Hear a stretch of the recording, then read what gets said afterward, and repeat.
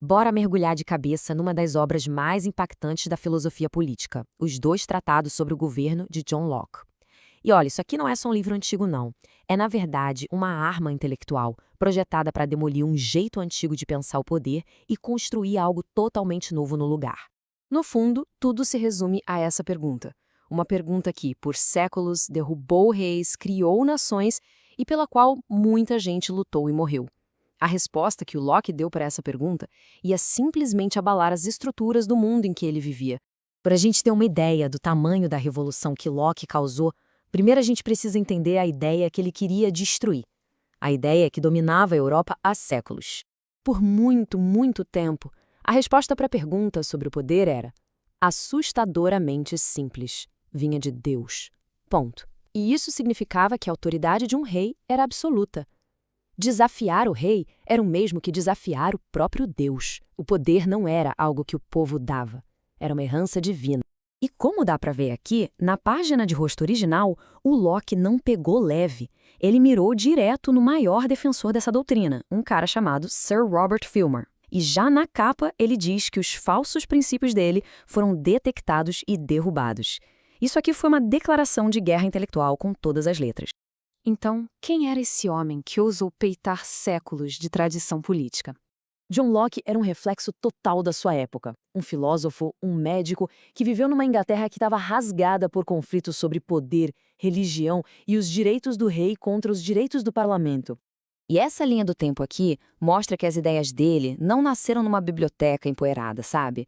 Elas foram forjadas no fogo do conflito. Ele viu uma guerra civil, teve que fugir para o exílio com medo de ser morto e testemunhou uma revolução que mudou o governo inglês para sempre.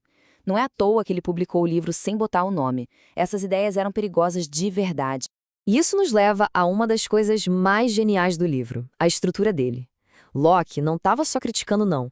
Ele tinha um plano com duas fases bem claras. É uma estratégia brilhante, pensa só. Primeiro, a demolição. Você precisa botar a estrutura antiga completamente abaixo. Depois a construção, aí você oferece uma alternativa melhor, mais lógica, mais justa. O primeiro tratado é a marreta. Nele, Locke vai desmontando, peça por peça, os argumentos do Filmer, mostrando que eles não paravam em pé, nem na lógica, nem na Bíblia. Já o segundo tratado, esse é o projeto do arquiteto. É aqui que Locke apresenta sua própria visão revolucionária de como um governo deveria ser. Certo, então bora mergulhar nos conceitos principais do segundo tratado, as ideias que iam ecoar pelo mundo todo. Locke começa com um exercício de imaginação bem radical. Ele diz, e se a gente imaginasse a humanidade antes de existir qualquer governo?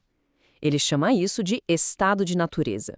E nesse estado, ele argumenta, todo mundo é livre e igual, governado só pela razão e pela lei da natureza, que basicamente diz que ninguém deve prejudicar o outro. E é nesse estado que as pessoas têm o que ele chama de direitos naturais. E aqui, gente, tá o pulo do gato. Esses direitos não são presente do rei. A pessoa já nasce com eles. Para Locke, os três principais são vida, liberdade e propriedade. Então, se a gente é livre na natureza, por que raios criar um governo? Bom, porque nesse estado de natureza, nossos direitos não estão seguros. Então, para proteger esses direitos, as pessoas fazem um acordo. Elas concordam voluntariamente em abrir mão de um pouquinho da sua liberdade para criar um governo que vai proteger todo o resto. Isso é o contrato social. E aqui está a lógica, o passo a passo que vira o jogo de cabeça para baixo. Começa com os direitos de cada um. O governo é criado para servir a essas pessoas. E o mais importante, é criado pelo consentimento delas. O poder agora flui de baixo para cima. As próprias palavras do Locke resumem isso de uma forma perfeita. O único poder legítimo é aquele com o qual o povo concorda. Essa única frase anula 1000 anos de direito divino dos reis. E agora vem a parte mais importante. Isso tudo não era só filosofia, não era só papo de livro. Essas ideias se tornaram um manual para uma revolução de verdade. Vamos resumir o estrago que essas ideias causaram. Primeiro, os governantes precisam da permissão de quem eles governam. Segundo, as pessoas têm direitos que governo nenhum pode tirar. Terceiro, o governo tem um trabalho específico e não pode ir além disso. E por último, a ideia mais radical de todas. Se o governo virar uma tirania e quebra o contrato, o povo tem o direito de mudar ou até derrubar esse governo. E essas ideias não ficaram paradas na Inglaterra, não. Elas pegaram um navio, cruzaram o Atlântico e encontraram um público super receptivo lá na América. Os fundadores dos Estados Unidos viram nos argumentos de Locke a justificativa perfeita para romper com um rei que, segundo eles, tinha quebrado o contrato social. E essa citação aqui, nossa, ela deixa essa influência escancarada. Preste atenção nas palavras da Declaração de Independência dos Estados Unidos. Direitos inalienáveis, vida, liberdade, é a filosofia do Locke, quase palavra por palavra, virando um dos documentos mais importantes da história moderna. E o impacto não parou por aí. Os princípios de Locke foram o combustível da Revolução Francesa e inspiraram inúmeros movimentos pela democracia, pelos direitos humanos e por governos constitucionais no mundo inteiro. A ideia de que o poder está com o povo continua sendo uma força poderosa para a mudança até hoje. O que nos deixa com uma última reflexão.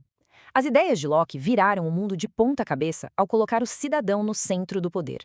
Isso levando uma questão para todos nós hoje em dia. Se um governo legítimo depende de verdade do nosso consentimento, o que isso exige da gente?